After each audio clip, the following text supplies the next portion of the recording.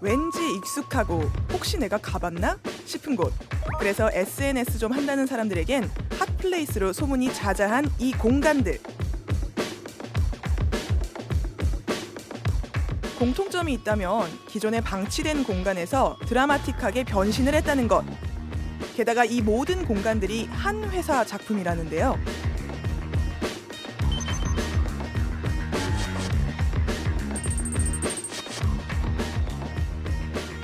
SNS에 쳐보고 성수동 놀거리 뭐 있나 쳐봤는데 바로 떠가지고. 다른 데랑 조금 다르게 되게 큐레이션이 되게 잘 돼 있고 다른 공간의 느낌을 주는 것 같아서 좋아요. So when I came here, I found like that the design looks really nice. So I became really curious who made this place, like who designed the area. 어떤 분이 만드신 건지 신박한 것 같아요. 근데 실제로 만들어낸 분이 어떤 분일지 되게 궁금합니다.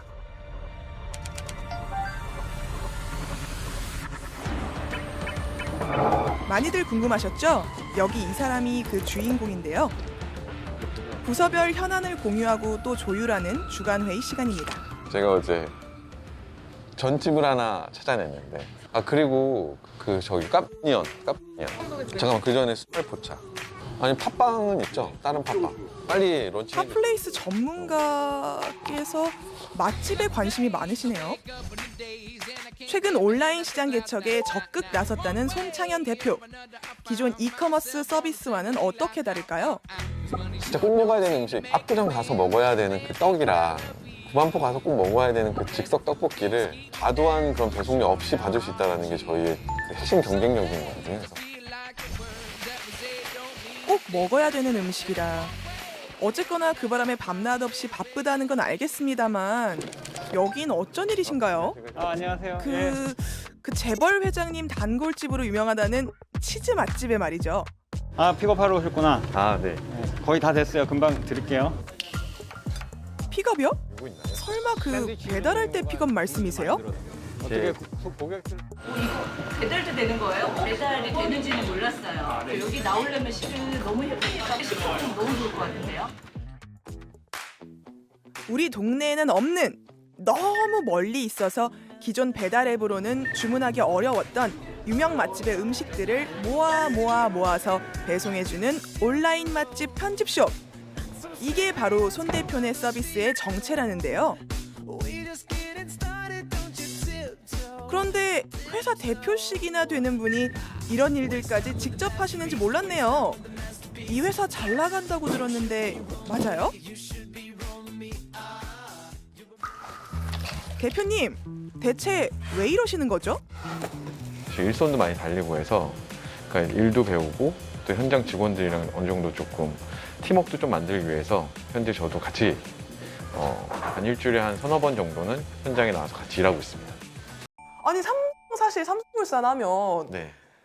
우리 취준생들에겐 굉장히 꿈의 직장이거든요. 네네. 그리고 S사, 우리 승성, S사 1등, 네. 1등 기업에 들어간 후에 네. 퇴사를 결심하기가 진짜 쉽지가 않았을 텐데 네네. 정말로 제 발로 걸어 나오신 거 맞죠? 네 맞습니다. 예. S사를 나올 때는 네. 그만큼 네. 어떤 계획을 탄탄히 세워 놓으셨기 때문에 나오셨을 것 같아요. 네네. 대단한 계획이 있었던 건 아니고 네. 어쨌건 부동산 쪽에 굉장히 전문화돼 있다 보니까 네. 그냥 전문적으로 그냥 컨설팅 기획 이런 일만 해도 그냥 그래도 뭐 그런 대기업에 있는 것보다 훨씬 더 많은 돈을 벌고 조금 더 여유롭게 살 수 있을 거라는 자신감은 있었죠. 이제 그러다가 굉장히 좋은 기회가 오게 된 게 건대역에 있는 스타라고 하는 쇼핑몰이 있어요. 거기서 사실은 학교 재단에서 쇼핑몰은 굉장히 잘 되는데 네. 3층이 오픈한 이래로 한 번도 활성화된 적이 없는 소위 말하는 골칫덩어리 같은 공간이 있었던 거예요. 이런 공간 어떡하지? 예. 좋은 기획안을 내줄 수 없어요? 라고 해서 제가 이제 어떻게 보면 그때 셀렉 다이닝이라고 하는 좀 맛집 편집샵이라고 하는 그 개념을 이제 국내 처음으로 사실은 제안을 드렸었고요. 맛집 편집샵. 네네. 어머, 이름만 들어도 너무 힙하다. 이제 학교 재단에서는 그런 컨셉을 뭔가 실제로 만들어서 해줄 수 있는 기업을 원했었고, 네, 그래서 기존의 기업들에게 그런 제안을 했더니 우리는 새로운 시도 하지 않습니다라는 사실 너무 그쵸. 대답들이 많이 들어왔고, 그쵸. 그러면 네가 한번 해봐라는 어떻게 보면 그런 것들이 저를 너무 자극하더라고요. 그런 식으로 이제 일을 벌이려면 네네. 대략 얼마 정도의 돈이 들어갔나요? 그때는 아무래도 저희가 좀 큰 공간을 오픈을 해야 되다 보니까 네. 실제적으로는 한 10억 정도 가까운 10억이요? 네, 그때 제 동료가 예. 이제 저한테 이제 그런 얘기를 했었죠. 차라리 그 돈이면 압구정 아파트를 사. 제 말이요. 아, 아파트 내가 진짜 내 아파트 같네 정말. 지금 잠깐만요. 이게 지금 그때 샀어요? 아, 네. 그때 만약에 샀으면 이게 지금 보니까 지금 시세로 약 30억. 약 30억. 정확히 3배 정도 아, 예, 아, 세배. 뛰었거든요. 아, 예. 아, 근데 유혹에 한 번도 흔들린 적 없으세요? 아, 아파트? 그때 아마 압구정 아파트를 샀었으면 결혼하는데 되게 유리했을 것 같고요. 그럼 당연히 결혼도 좀 빨리 했고 아이도 빨리 낳았고 그 무엇보다도 아마 좋은 아빠가 되기 위해서 노력하고 있지 않을까? 반대로 창업을 한다면 누구나 입사하고 싶어하는 그럴 정도로 되게 좋은 사무실에 뭐 다른 회사보다 뭐 급여도 더 많이 주고 또 남들이 못하는 정말 부러워할 만한 프로젝트를 많이 하는 회사 그런 회사를 만들지 않았을까 생각합니다. 잠깐만요.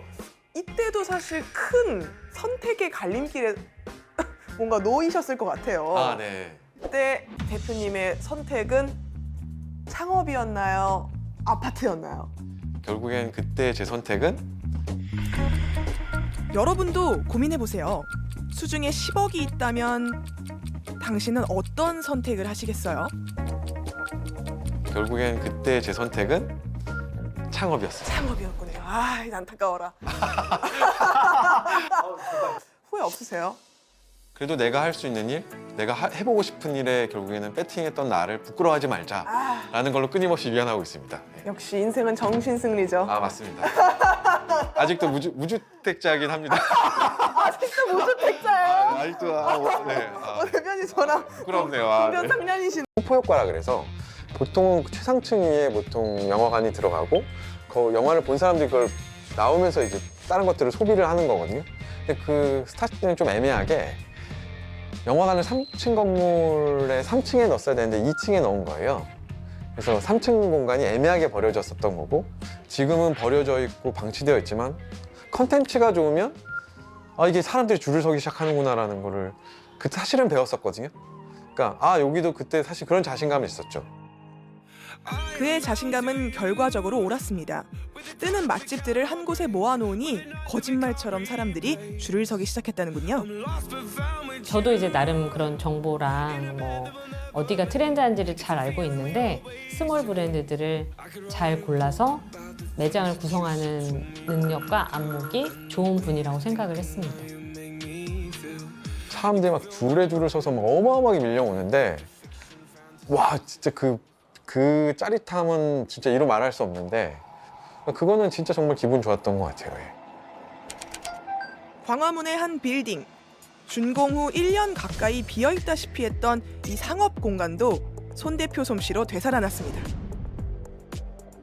오픈 후 6년이 지났는데도 여전히 핫플레이스로서의 명성을 잃지 않고 있죠.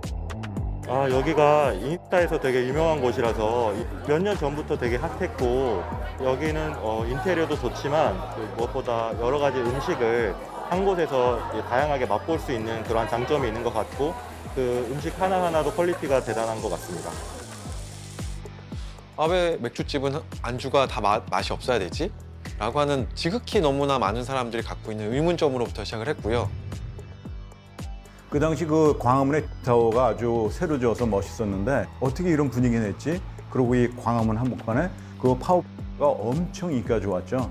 그래서 이거 누가 만든 거야? 그래서 이제 손창영님에 대해서 사람들이 알기 시작한 거죠. 전국에 있는 큰 건설 회사들이나 건물주들은 다 OTD를 만나고 싶어 했었어요. 그도 그럴 것이 산업화 시대의 유물, 오래도록 비어있던 성수동의 낡은 화학공장이 손 대표의 기획으로 복합문화공간이라는 새 생명을 얻습니다.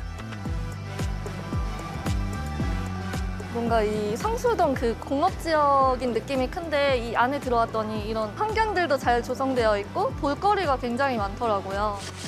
폴 스미스 같은 정말 동경의 대상들이 와서 그걸 보고 좋아하는 거 보고 진짜 그런 거는 정말 돈으로 살 수 없는 제가 막 정말 수천억을 벌어서 행복한 것과는 전혀 다른 행복이었던 것 같아요. 버려진 곳, 방치돼 있던 공간의 재발견은 손창현 대표의 트레이드마크가 되어 여기 을지로에서도 꽃을 피웁니다.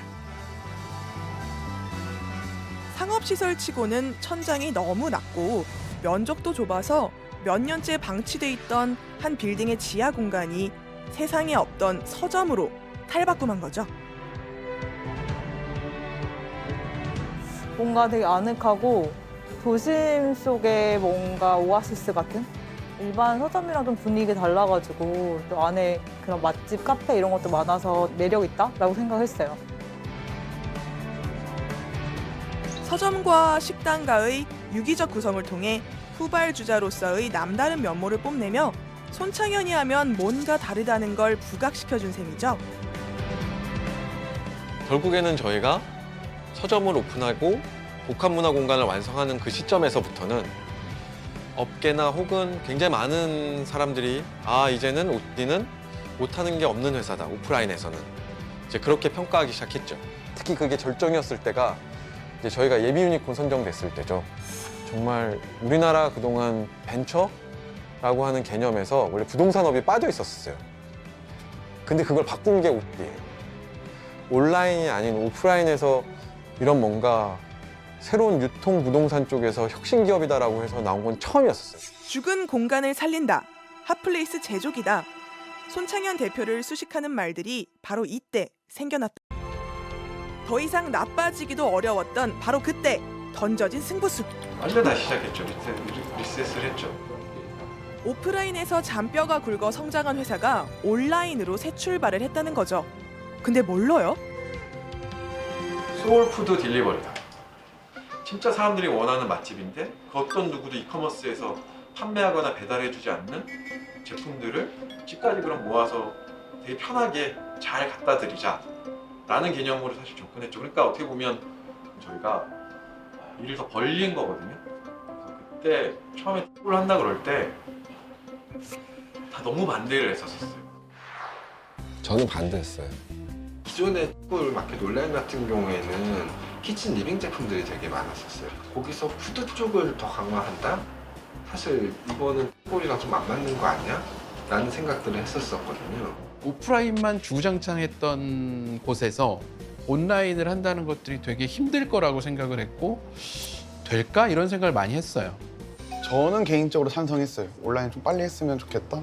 뭐 임대료도 못 내고 있는 상황이었고 직원 월급도 밀리고 이런 상황이어서 이렇게 해서 망하나 이렇게 해서 망하나 똑같아. 그냥 무조건 하고 망해보자.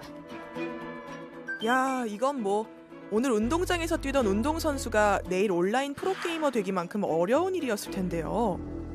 그때로 돌아가 본다면 네. 이제 온라인은 반대, 왜 이런 걸 해? 네. 반대야.